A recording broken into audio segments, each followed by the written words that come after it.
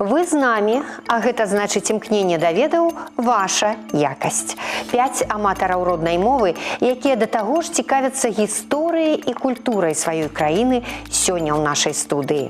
Але па чарзе ўзяць удзел у вялікай гульні давядзецца толькі 3 з іх. Хто гэта будзе, хутка стане вядома. Знаёмімся. Прывітанне, мы каманда Гомельскай натарыяльнай акругі. І сёння са мной прыйшлі Анастасія, Вольга, Стефаніда, Ганна і я, капітан каманды Ірына. На пытанні па мове, культуры, гісторыі Беларусі удзельнікі адказваюць у тэлеграм-канале Віктарыны. Першы, хто адказвае правільна, атрымлівае 10 балаў. 3 гульцоў з найбольшай колькасцю балаў возьмуць удзел у вялікай гульні. Лепшы з фіналістаў атрымае падарунак.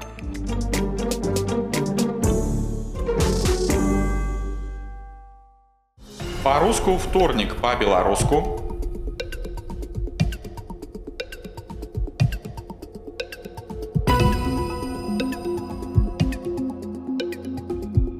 Ці верыце вы, што ў слове «млын» толькі адзін склад?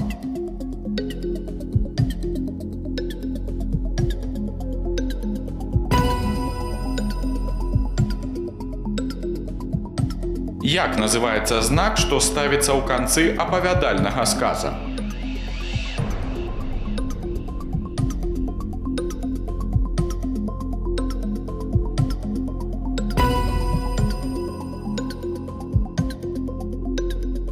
Ці верыце вы, што ў Беларусі да 1954 года існавала Палеская вобласць?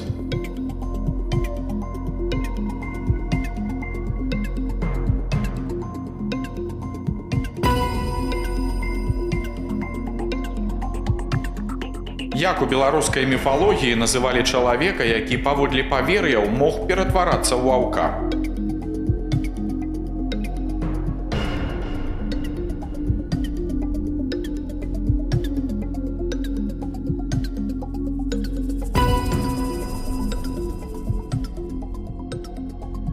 Які абласны цэнтр Беларусі стаіць на заходняй дзвіне?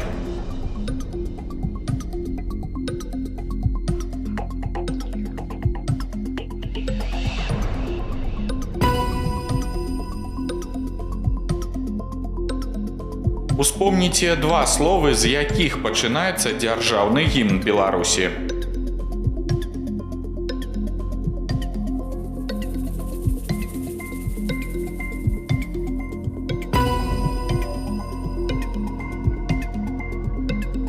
Які літаратурны твор займае прамежкавае месца паміж раманам і апавяданнем?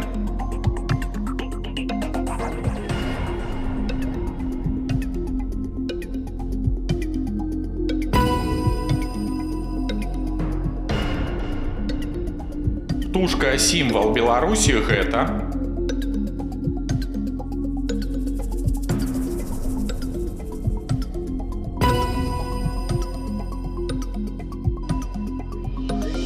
У выпадку, калі колькасць балаў у гульцоў аднолькавая, ім прапануецца дадатковае пытанне.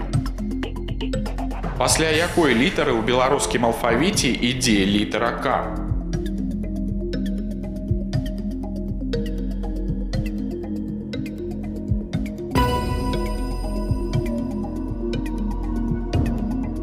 Тры удзельнікі з найбольшай колькасцю набраных балаў у залежнасці ад рэйтынгу выбіраюць тэму, чарговасць і рыхтуюцца да вялікай гульні.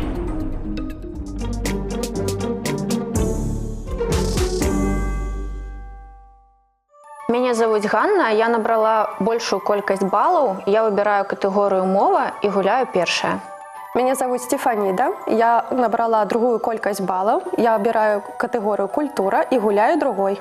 Меня зовут Вольга, мне засталась категория «История», и я гуляю третья. Мы пазнаёміліся з фіналісткамі. Першая з іх, а менавіта Ганна, накіроўваецца на пляцоўку вялікай гульні. Ну а астатнія застаюцца за сталом сачыць за гульнёй, правяраць свае веды і даваць карысныя парады, калі ў іх будзе патрэба, бо дапамога каманды – гэта дазволеная падказка для фіналіста.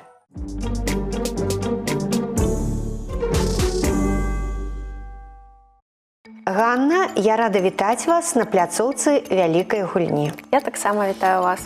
Скажыце, калі ласка, ці даўно вы працуеце ў юрыдычнай сферы? У юрыдычнай сферы я працую даўно, але натарыусам працую недавно. Скажыце, калі ласка, а вось гэты юрыдычны накірунак, напрамак, вы выбіралі самастойна ў старэйшых класах, а можа ў малодшых, а можа хтосьці вам падказаў: Ганначка, вось менавіта гэта для цябе. Мае бацькі былі таксама юрыстамі, і гледзячы на іх, я вырашыла таксама стаць юрыстам. Мне спадабалася іх праца. Добра, пачынаем? Да. Вы выбралі катэгорыю «мова». І першае пытанне гучыць так. Якое з прапанаваных словазлучэнняў у пачатковай форме напісана правільна? 1,5 кілаграма, 1,5 кілаграмы ці 1,5 кілаграмаў? Так, написано правильно. 1,5 килограмма, 1,5 килограммы, 1,5 килограммаў. Вы прадстаўляеце сябе ў краме, вы падышлі, узялі, напрыклад, мандарыны і на касу. А касір у вас пытаецца: колькі вы ўзялі? А вы кажаце 1,5 Килограмма, я бы отказала. Ну, няхай гэта будзе варыянт А, 1,5 килограмма. Ну, добра, я прымаю ваш адказ. Лічэбнік 1,5 ужываецца з назоўнікамі мужчынскага і ніякага роду у форме роднага склону адзіночнага ліку. 1,5 кіламетра, 1,5 кілаграма. Вы правильно адказалі. Добра. Малайчынка, ідзем далей. Вызначце правільнае значэнне фразеалагізма «хоць вяроўкі ві». Знаёмы вам фразеалагізм «хоць вяроўкі ві»? Слышала. Чулі. Добра. І 3 значэнні, якія я вам прапаную. Гэтак гавораць пра чалавека высокага росту, пра вельмі гнуткага чалавека, гэта другі варыянт, і трэці варыянт пра занадта пакорлівага чалавека. Я лічу, што гэта занадта пакорлівы чалавек. Вельмі гнуткі — гэта гібкі. Гібкі. Вельмі гнуткі. Ну да, можна. Ну тут у прамым значэнні ўжыты гэты прыметнік гнуткі. Высокага роста, вельмі гнуткі. Ды і таго, хто высокага росту, з яго тоже можна вяроўкі віць. Ну, няхай гэта будзе варыянт В, занадта пакорлівы. Добра, я прымаю ваш адказ, вы так акуратна і настойліва адначасова. Ну, давайте глядзець. Пра чалавека, які безадгаворачна падпарадкоўваецца каму-небудзь, скажуць: «Хоць вяроўкі ві». Вы правильно адказалі. Малайчына, добра ідзяце. І трэцяе пытанне. Які з прапанаваных сказаў адпавядае граматычнай норме? 2 зялёных яблыкі ляжалі на стале, 2 зялёныя яблыкі ляжалі на стале, ці 2 зялёных яблыкаў ляжалі на стале? Так, разважаем. Тут, наверное, что-то с падзежамі. 2 зялёных яблыкі ляжалі на стале. Яблыкі. Мне здаецца, што гэта варыянт А. Давайте спытаем у маіх калег. Вы хочаце ўзяць падказку вашай каманды. Да. Ну, цудоўна, гэта дазваляецца, таму, калі ласка, звярніцеся да іх. Дзяўчаткі, дапамажыце, калі ласка, адказаць на гэтае пытанне. 2 зялёных яблыкі, 2 зялёныя яблыкі і двое, 2 зялёныя яблыкі. За другі варыянт. За другі. Ганна, мы атрымалі падказку вашых сябровак. Кажуць, што 2 зялёныя яблыкі ляжалі на стале. Гэты сказ правільны. Гэта іх думка, іх меркаванне. А што скажаце вы? На маю думку, гэта быў варыянт А, а дзяўчаты лічаць, што гэта варыянт Б. І на чым мы спынімся? Ну, няхай, як дзяўчынкі адказалі, так і будзе. 2 зялёныя яблыкі ляжалі на стале. Прымаць гэты адказ. Ну, хай будзе так. Ну, добра, я прымаю ваш адказ. Ну, калі згадваць словазлучэнні, спалучэнне лічэбніка з назоўнікам, а лічэбнікі якія 2, 3, 4, у беларускай мове гэта заўсёды лічэбнік плюс назоўнік у назоўным склоне. 2 аўтамабілі, 2 яблыкі.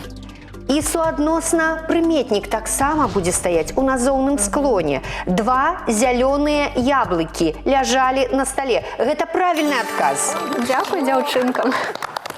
Ганна, глядзіце, палавіну пытанняў вы ўжо разгледзелі.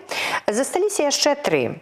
І наступнае цікавае пытанне. У множным ліку назоўнік ужываецца ў форме шпроты. А як ён будзе гучаць у форме адзіночнага ліку? Гэта шпрот? Гэта шпрота? Ці такі назоўнік не ўжываецца ў адзіночным ліку? Шпроты. Ну, слово шпроты гэта заімстваванае, наверное, слово, да? Ну, это не наше пэўна, слово. так, пэўна. Можа, яно і не ўжываецца ў адзіночным ліку, раз яно заімстваванае. Мне здаецца, што не ўжываецца ў адзіночным ліку гэтае слово. Няхай будзе варыянт В. Ну, просто шпрот, адзін шпрот, адна шпрота. Адна шпрота. Ну, не, хай будзе варыянт В, не ўжываецца ў адзіночным ліку. Ну, добра, я прымаю ваш адказ. Ганначка, ну, магчыма, мы не ўсё ведаем пра тыя самыя шпроты. Аказваецца, ужываецца гэтае слово ў адзіночным ліку. Вы неправільна адказалі. Правильно сказаць шпрот. Адзін шпрот. Буду ведаць. 5 пытанне. Які з варыянтаў ужывання прыметніка ў найвышэйшай ступені параўнання з'яўляецца правільным? Яна была самай шчаслівай, яна была самай шчаслівейшай, ці яна была самай найшчаслівейшай? Ой, найвышэйшая ступень параўнання. Не памятаю.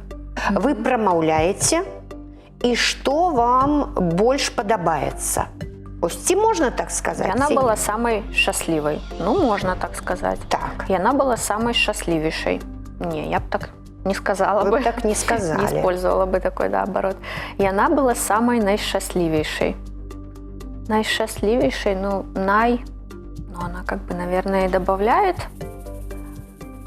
наивысшую ступень параўнання, но как-то в обиходе вроде и не используется такое. Про счастливых людей мы довольно часто говорим. Яна правда? была самой счастливой, мы говорим.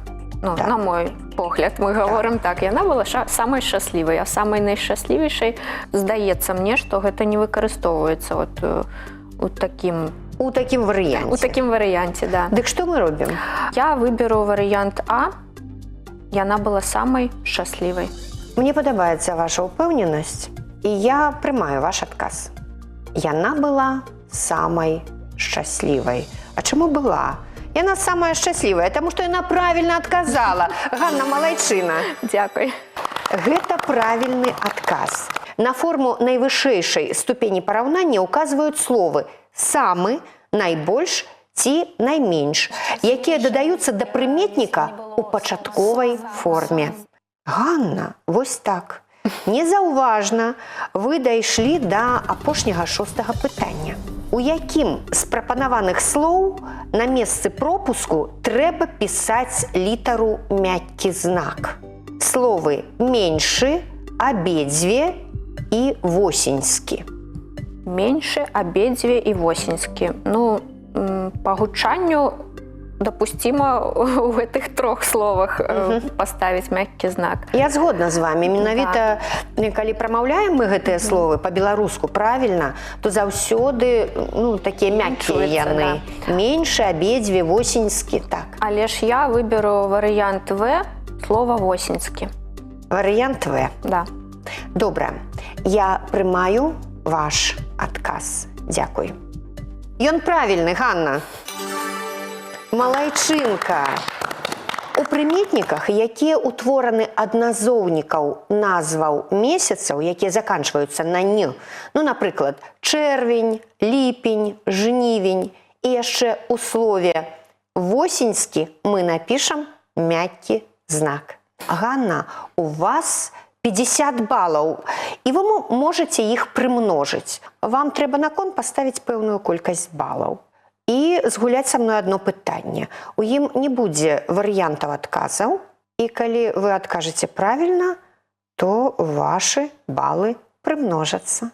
А калі неправільна, То мы адмінусуем тую суму. давайте згуляем. Колькі балаў вы ставіце на кон? Ну, няхай 30 будзе. Добра, 30 балаў. Ганна, пытанне. Ці верыце вы, што Нарач – гэта самае вялікае па плошчы возера Беларусі? Да, конечно, веру. Верыце? Да. Вы былі на Нарачы? Калі была зусім маленькая, да, была з маці. Ваш адказ? Да, возера Нарыш – самое вялікае возера Беларусі.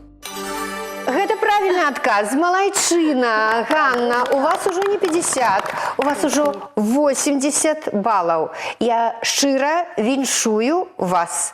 Дзякуй.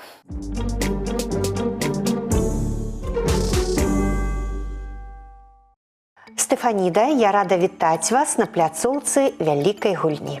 Дякую. Такое імя незвычайнае у вас. А хто вас так назваў? Меня так назвал мой тата. Стефаніда, скажыце, а колькі гадоў вы працуеце у натарыяльнай палаце? Чуть больше 5 гадоў я працую у натарыяльнай сістэме. І яшчэ одно пытанне. Вось у натарыусаў шмат накірункаў, якія яны разглядаюць. Самы любімы накірунак, самая любімая справа. Ёсць такая? Спадчынная справа, самая інтарэсная. Ну, самая складаная, я б Самая сказала. складаная, самая інтарэсная, таму што людзей шмат, і мы, як натарыусы, дапамагаем ім разабрацца, знайсці верны шлях. Ну, цудоўна. Это мы. Стефаніда, вы выбралі катэгорыю культура. Першае пытанне такое.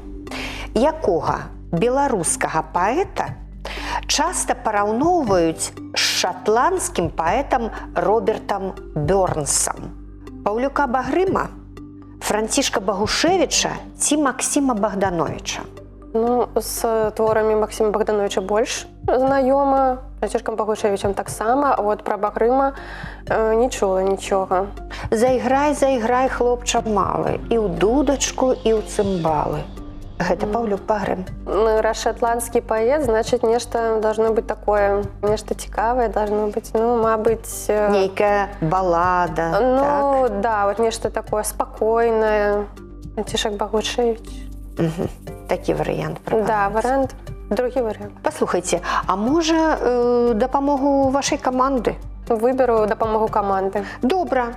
Дзяўчаткі, калі ласка, дапамажыце адказаць на пытанне. По датам. Нет, Нет, это не будет связано, здесь стиль нужен. Так, Шотландии. Все, Паўлюк Багрым, да? Багрым. Стефаніда, вось які адказ ад вашай каманды мы атрымалі. Усе дзяўчаткі кажуць, што трэба браць варыянт А, Паўлюк Багрым. А вы прапаноўвалі Францішка Багушевіча. Воспользуюсь подсказкой своей команды и я беру вариант А. Паўлюк Багрым. Да. Так. Ну, добра. Ніколі не параўноўвалі з Робертам Бёрнсам Максіма Богдановича. І Францішка Багушевіча таксама. Паўлюк Багрым. Правільны адказ. Малайчына. Дзякую, дзяўчынкі. Стефаніда, другое пытанне. Я прашу вас звярнуць увагу на карціну. Аўтапартрэт з 7 пальцамі гэтага мастака выяўляе яго напружаную працу. А хто з мастакоў менавіта так сябе прадставіў свету? Гэта Юдаль Пен, Язэп Драздовіч ці Марк Шагал? Ну, картина вельмі цікавая. Я вот адразу, як паглядзела на эту картину, я подумала, что это Марк Шагал. Потому что, ну, формы, фигуры, цвет. Ну, Марк Шагал тоже займаўся большим колькостью работ. Поэтому я выбираю вариант В. Марк Шагал. Адразу робіце выбар. Да. Ну, добра, я прымаю ваш адказ. У 1913 годзе быў напісаны гэты аўтапартрэт. Тады у Парыжы як апантаны працуе Марк Шагал. Малайчына, гэта правільны адказ. Працаваць 7 пальцамі – ідыёма на ідышы, якая азначае «вельмі хутка». Дзякуй. Наступнае пытанне ўжо трэцяе. Стэфаніда. 10 лістапада 1930 года у Мінску быў адкрыты першы ў БССР гукавы кінатэатр. А якую назву ён меў? Наша перамога? Чырвоная зорка ці вялікі кастрычнік? У тыя часы з таго, што ёсць, вот такія назвы, я бы назвала чаму-то вот выбіраем паміж чырвоная зорка і вялікі кастрычнік. Не знаю, чаму інтуітыўна. Вот у нас ёсць, напрыклад, кінатэатр «Октябрь». Так, У ёсць. Гомелю ёсць, у Менску ёсць таксама. Мабыць, вялікі кастрычнік. Вам вялікі кастрычнік падабаецца? Да, падабаецца. Такі два варыянты. Наша перамога вот не падходзіць сюды. Либо чырвоная зорка, либо вялікі кастрычнік. Ну, рабіце выбар. Чырвоная зорка. Добра, я прымаю ваш адказ. 10 лістапада 1930 года у Мінску быў адкрыты першы гукавы кінатэатр. І называўся ён «Чырвоная зорка». Малайчына. Назва Адрына зафіксавана на Гродзеншчыне, на Гомельшчыне і ў цэнтральнай частцы Беларусі. Што яна сабой уяўляе? Вось гэта пытанне і варыянты. Гэта прылада працы, гэта элемент адзення ці драўляная пабудова. Драўляная пабудова, ну у нас это хата. Гэта пабудова, у якой жывуць. Так? Аднак жа ёсць яшчэ шмат гаспадарчых пабудоў. Прылада працы, з памяжу чаго Ну, працавалі. працавалі, да. Так, элемент адзення.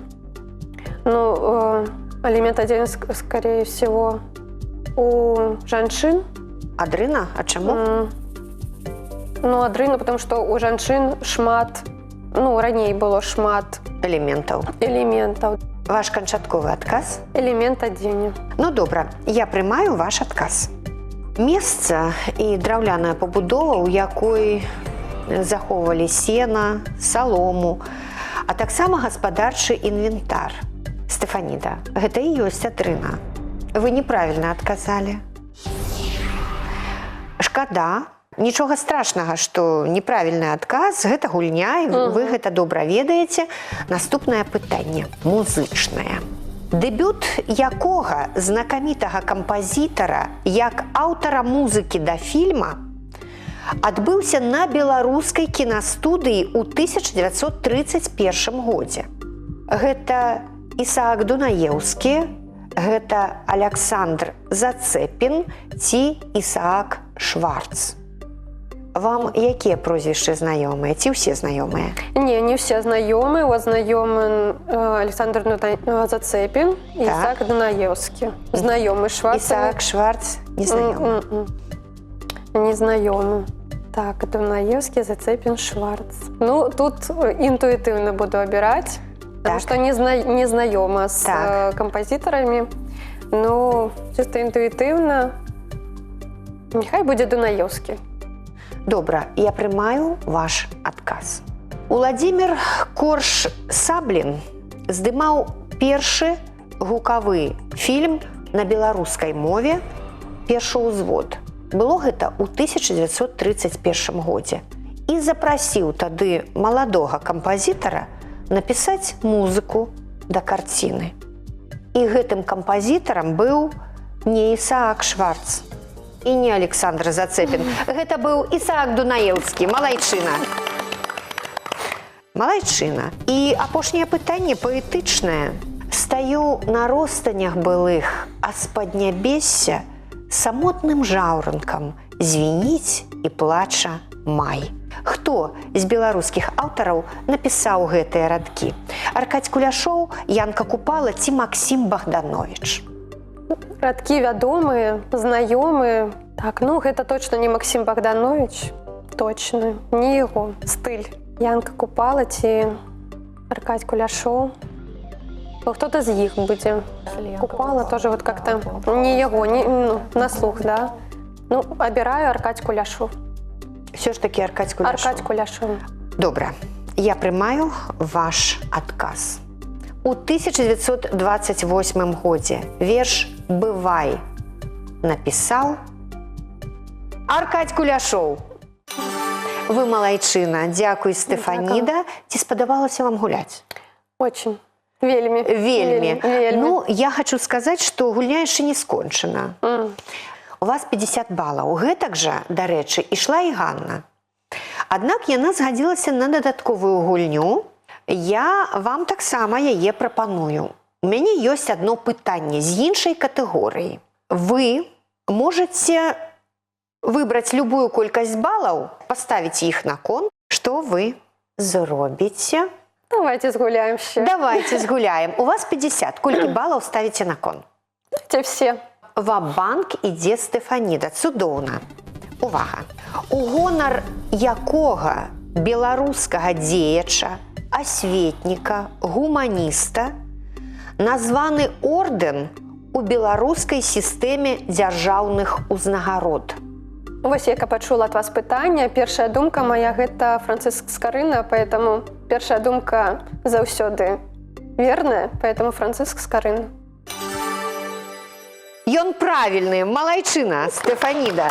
У сістэме дзяржаўных узнагарод існуе ордэн Францыска Скарыны, якім узнагароджваюцца асобы за асаблівыя заслугі ў справе нацыянальна-дзяржаўнага адраджэння. Вы малайчына, і у вас не 50, а 100 балаў. Цудоўная сума і добрая заяўка на перамогу. Дякую вам за гульню.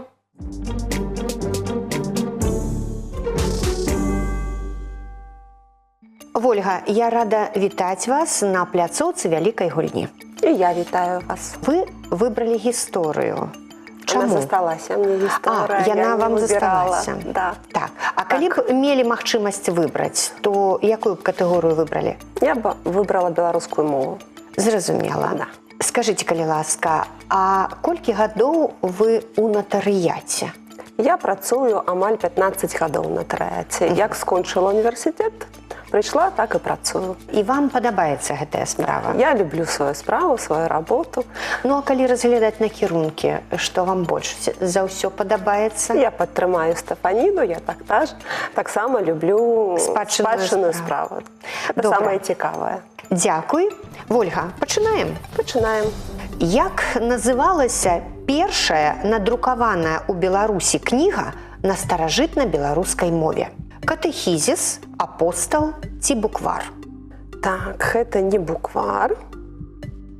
Чаму? Не ведаю, старажытна-беларуская мова. Гэта не першая кніга. Першая думка, што гэта катэхізіс. Але дасканала не ведаю. Вы ўвогуле па жыцці давяраеце сваёй інтуіцыі, Вольга? Давяраю. Ваш адказ? Катэхізіс. Я прымаю ваш адказ. У 1562 годзе у Нясвіжы Сымонам Будным была надрукавана першая кніга на старажытна-беларускай мове. Яе назва была не буквар і не апостал, катэхізіс. Вы правильно адказалі, і вось за гэтую усмешку я вам дзякую. Цудоўна. Ідзем далей. Разгледзьце, калі ласка, фотаздымак. Пытанне такое. Якая аўтаматычная стралковая зброя была распрацавана напярэдадні Вялікай айчыннай вайны і стала асноўнай зброяй чырвонаармейцаў і партызан? Як яна называлася? Аўтамат Калашнікава, пісталет-кулямёт Шпагіна, ППШ, ці пісталет-кулямёт Судаева?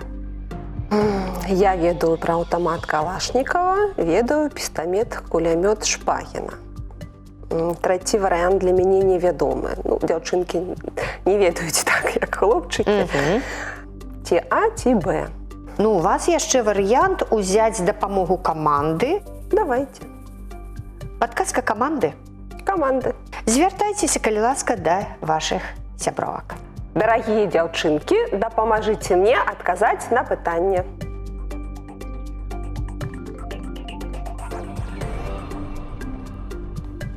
Хорошо, что попросила. Оля, прыйшла дапамога, адказ вашай каманды, вашых дзяўчат. Яны прапануюць вам узяць варыянт Б. Пісталет-кулямёт Шпагіна, ППШ. Вы спачатку прапаноўвалі мне аўтамат Калашнікава. Так. Што выбіраеце? Адказ будзе як у каманды. Варыянт Б. Я прымаю ваш адказ. Справа ў тым, што пісталет-кулямёт Судаева быў распрацаваны ў 1942 годзе. Не напярэдадні. Не напярэдадні. Аўтамат Калашнікава ў 1946 годзе. А пісталет-кулямёт Шпагіна быў распрацаваны напярэдадні Вялікай Айчыннай вайны і стаў асноўнай зброяй чырвонаармейцаў і партызан. Вы правільна адказалі. Оля, ну засталося падзякаваць камандзе. Вялікі дзякуй. Трэцяе пытанне. Якая з яўрэйскіх моў была некаторы час дзяржаўнай у БССР? І 3 варыянты.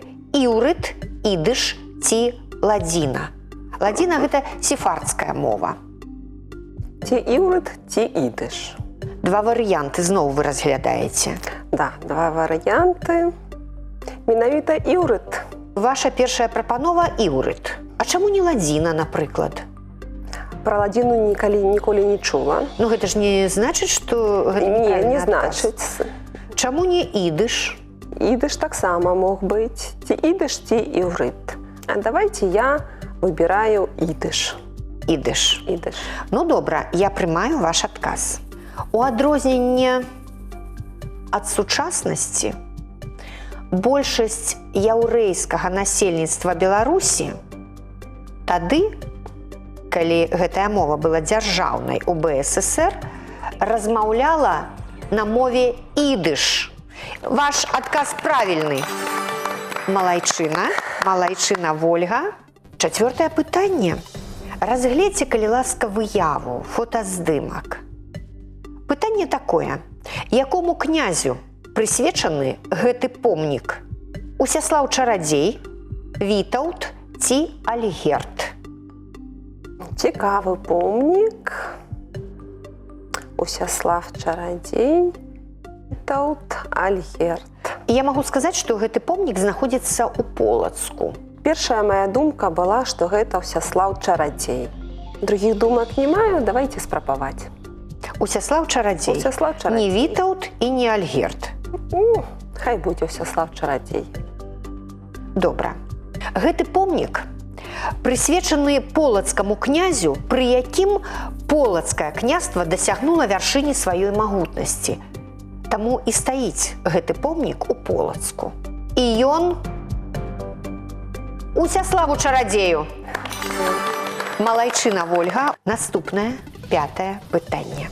І зноў я прапаную вам разгледзець выяву. Трохмачтавы карабель з разгорнутымі ветразямі на срэбнай вадзе ў блакітным полі. Які горад прадстаўляе гэты геральдычны сімвал? Мінск, Пінск, Полацк. Ну вось, пакуль яшчэ ваша інтуіцыя вас не падводзіла. Не падводзіла, даверыцца інтуіцыі. І што на гэты раз гаворыць вам ваша інтуіцыя? Яна маўчыць. Пакуль маўчыць, Пакуль так? маўчыць. Ну, папрасіце яе. Полацк і Пінск. Не ведаю герб ні аднаго, ні другога горада. А хай будзе Пінск. Пінск. Пінск. Інтуіцыю слухаю. А можа, яна заснула? 3, 2, 1. Оля, ваш адказ. Полацк. Молодец. Так вы ж казалі Пінск. Сказала. А зараз Полацк Але я гаворыць. жанчына. Я дазваляю Да. ўсё рабіць. Я прымаю ваш адказ Полацк. Гэты геральдычны сімвал нададзены гораду яшчэ ў 16 стагоддзі. І гэта Полацк. Малайчына. Вольга, пакуль вы ідзеце без памылак. Засталося 6-е пытанне. Пытанне такое. якая подпольная комсомольская группа под кіраўніцтвам Мікалая Кідышкі атрымала назву ў гонар папулярнай песні даваенных гадоў «Ландышы», «Андруша» ці «Катюша». Я ведаю из популярных песен «Катюшу». Атрымала назву ў гонар папулярнай песні даваенных гадоў. Даваенных гадоў. Даваенных, але «Катюша» была написана ў часы войны. Группа была подпольная, комсомольская. Як бы назвали группу, могли и «Андруша». Усе подходят варианты, але «Ландышы» нешта. Ну тут трэба ўсё ж таки арыентавацца, мне здаецца, на папулярную песню даваенных гадоў. У пытаннях заўсёды ёсць нейкая такая падказачка, на якую трэба звяртаць увагу. Я бы назвала «Андруша». Хай будзе «Андруша». Гэта канчатковы адказ. Канчатковы. Я яго прымаю. У Мінску восенню 1941 года Кідышка разам з таварышамі арганізаваў і ўзначаліў подпольную группу «Андруша». Вольга Малайчына, у вас на гэты момант 60 балаў. Але гэтага мала. Але гэтага мала для таго, каб пазмагацца ў фінале. Таму што 100 балаў у Стэфаніды і 80 балаў у Ганны. Я прапаную вам пайсці ва-банк, паставіць на кон усе ваши 60 балаў, адказаць на пытанне і перамагчы ў тэлевіктарыне «Веды ў кубе». Трэба рызыкаваць. Рызыкуеце? Рызыкую. Ідзяце ва-банк. Іду. 60 балаў на кон. Так. Цудоўна. Вольга, пытанне з катэгорыі мова. Дарэчы, з той катэгорыі, якую вы хацелі. Ці верыце вы, што ў прыметніку «маленькі» націск падае на першы склад? Маленькі. Націск падае на другі склад. Маленькі. Не веру. Ваш адказ прыняты. Па-руску «маленькі», а па-беларуску «маленькі». Вольга, я віншую вас з перамогай у тэлевіктарыне. Вы набралі 120 балаў, вы рызыкнулі, і вы пераможца. Віншую. Дзякуй.